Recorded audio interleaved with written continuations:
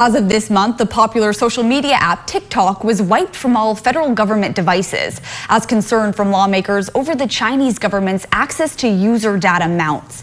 The ban didn't apply to local entities, and 2 Kern County agencies have accounts.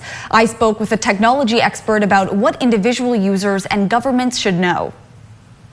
The scary thing is you need to be a little scared, you need to pay attention, and you just need to assume that your data's out there. Chief Information Officer at Grapevine MSP Technology Services, Robert Miles, explains companies' access to our data through social media has become a generally accepted part of modern life. And most of the time, he says, what companies are using that data for is relatively benign. They're just trying to sell you a product, and that's not really the concern. The concern, he says, comes when you're dealing with smaller unknown sites or companies outside the U.S. When you talk about the U.S., if they want data from them, they have to go to a judge. There's checks and balances that we hope take place to prevent people from getting information they don't deserve.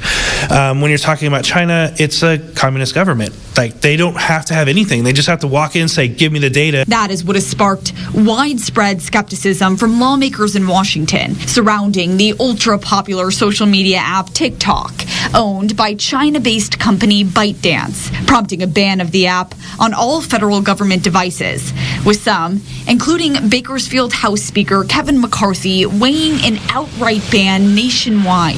I think there's a real concern here with the growing rise of China, but I believe there are votes on both sides of the aisle to change TikTok as it currently stands today. Here in Kern, the Sheriff's Office and Kern County Animal Services have accounts on the app, with both emphasizing to us the federal ban does not apply to local entities. Animal Services told us KCAS county devices do have the app installed. KCSO did not confirm whether any devices in the office have the app, which Miles says could make a difference. It just really depends on how their network's set up and what they're doing with it day to day. I mean, obviously, if you have the app installed, it's telling you exactly where you work and where you're going and what you're doing for that job. And in some government jobs, that doesn't really matter. And some, that's a really big deal.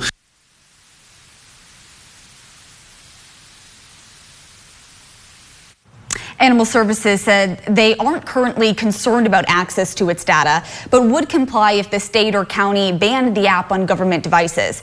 KCSO said it prioritizes public safety, including how it operates online and within social media platforms.